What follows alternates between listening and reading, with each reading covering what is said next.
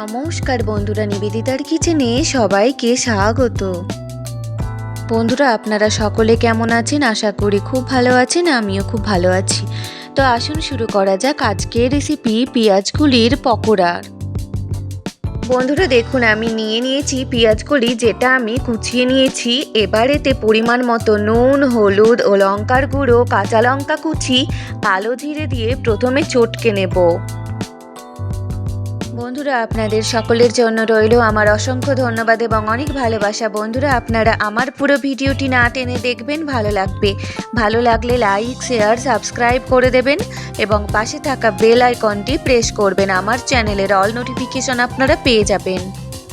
বন্ধুরা, সকলেই আমার পাশে থাকবেন, আর আপনারা পাশে থাকলে আপনাদের মতো সুন্দর বন্ধুদের অনেক ভালোবাসা পাবো।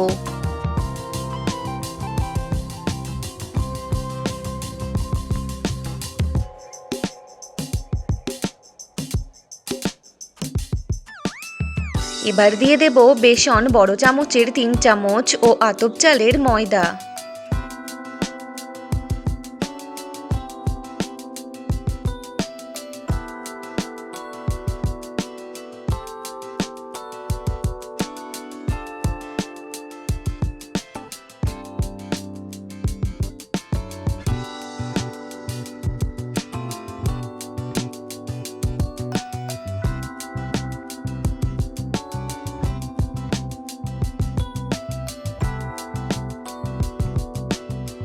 এবার অল্প অল্প করে জল দিয়ে মেখে নেব। মাখা হলে কড়াতে তেল গরম হলে তেলে দিয়ে ভেজে নেব।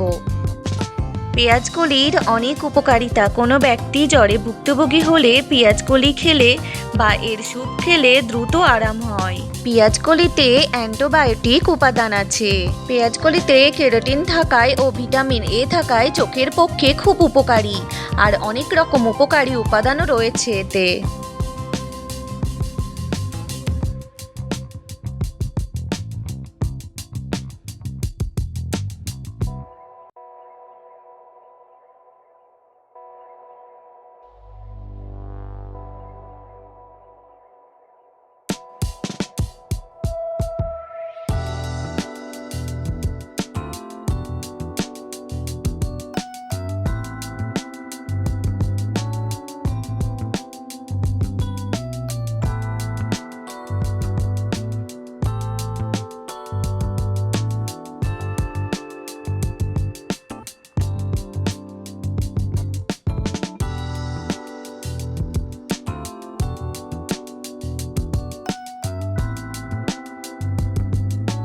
আমার আজকের বানানো রেসিপি পেঁয়াজকলির পকোড়া কেমন লাগলো কমেন্টে অবশ্যই জানাতে ভুলবেন না।